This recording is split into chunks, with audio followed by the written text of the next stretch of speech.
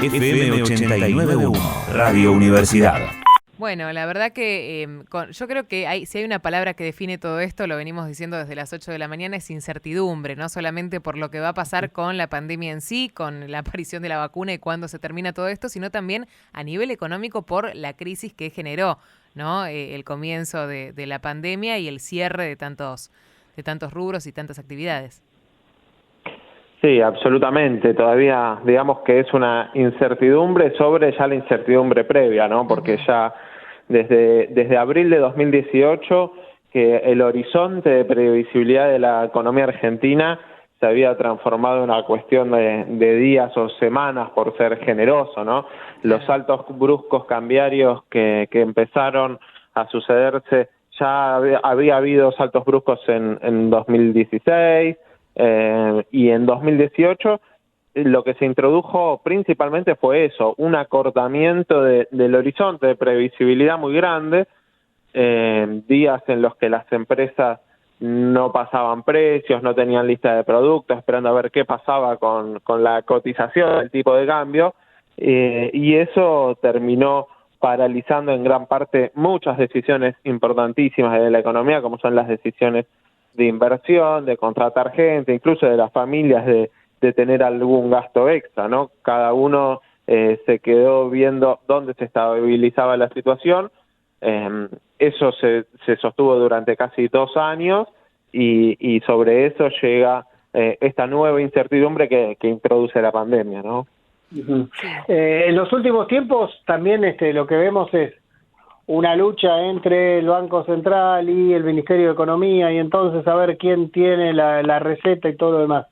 Se dio la semana pasada, o esta misma semana, que, dicen los entendidos, se empoderó un poco más a Guzmán. ¿Crees que estas medidas que puede llegar a tomar, o que ya está tomando, pueden achicar esa famosa brecha para que deje de salir el goteo y podamos empezar a pensar en producir y no tanto en la especulación y en el dólar y lo demás?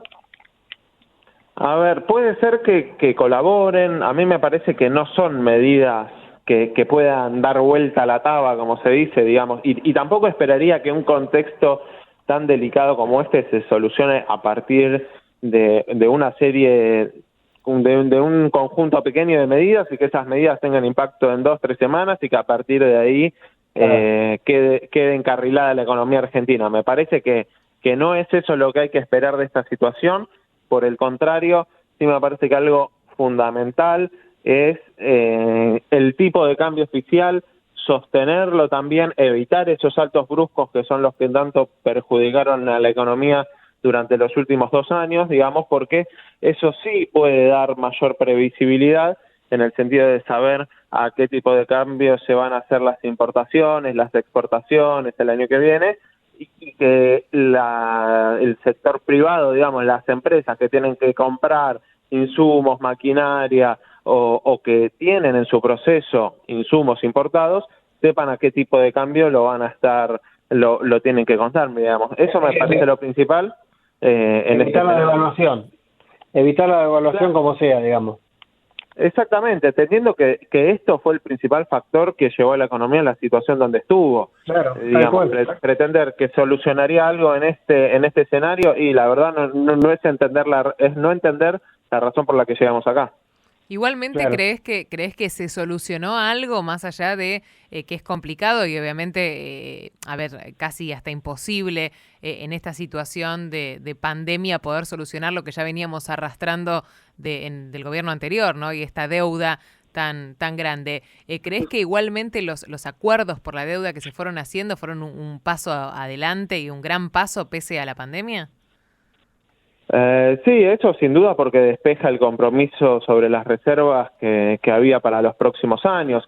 De estas últimas medidas de las últimas semanas, me parece que no solo me enfocaría en lo que tiene que ver con las regulaciones del dólar MEP y cuestiones muy finas y sutiles para un segmento que tiene acceso a estos instrumentos, esta herramienta que es bastante reducido, sino también otro tipo de medidas que fue llevando el Banco Central, por ahí a pedido del ministro de Economía o ahí en la interna, desconozco bien cómo se dirimió, pero en definitiva se empezó a subir levemente la tasa de interés, que también obviamente sabemos, ¿no? No es cuestión de subir la tasa de interés al 80-90%, porque eso también vimos que no fue suficiente, pero tampoco quiere decir que tener una tasa de interés del 15-20% con una inflación del 30-35% sea sostenible, digamos. Ahí me parece que empezó a corregir también algunas cuestiones de incentivos que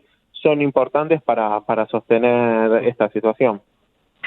Otro tema, otro factor que es fundamental en la economía argentina es el campo, ¿no? Y esto de no liquidar, sí liquidar y todo lo demás.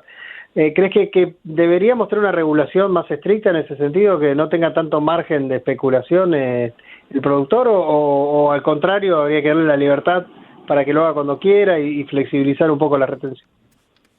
No, me parece que la situación actual es bastante estricta en el sentido de los plazos para la liquidación.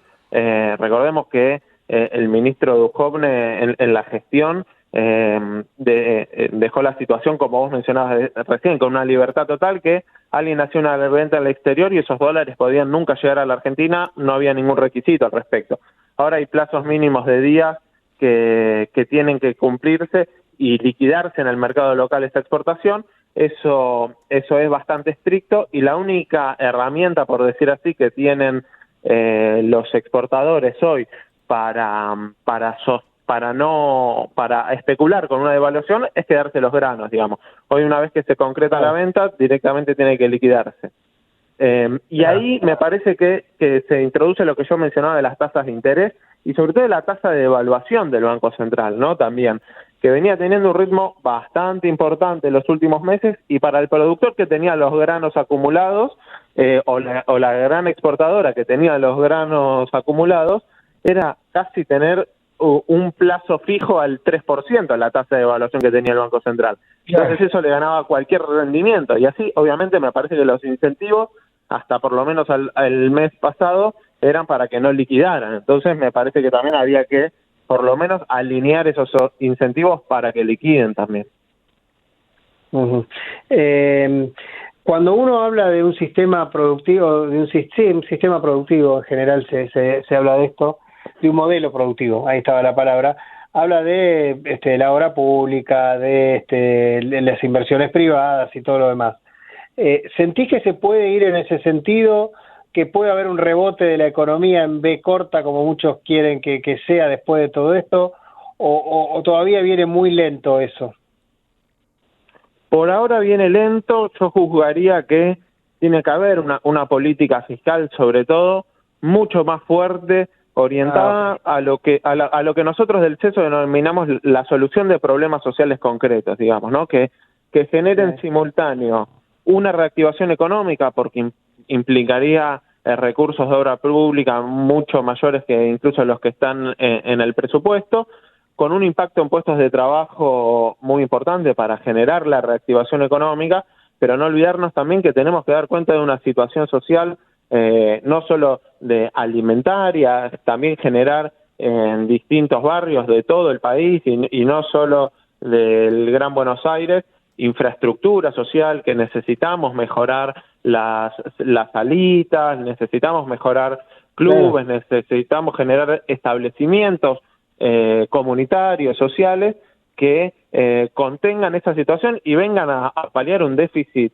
y una deuda histórica, que es con sectores que están en condiciones de vida mucho peores que las de un segmento de la población. Y en ese sentido la política fiscal tiene que tener este objetivo de dar respuesta a demandas sociales concretas, la vivienda, el hábitat, mejoras de infraestructura en los barrios. Me parece que ese tiene que ser el eje central de la política, y hablábamos hace un ratito nomás de la escasez de reservas. Bueno, este tipo de política fiscal tiene una ventaja, y es que tiene muy poco impacto de insumos importados, son en mayor parte bienes nacionales los que se incorporan en este sector de la construcción, por ejemplo. Entonces, claro, me parece estratégico eso.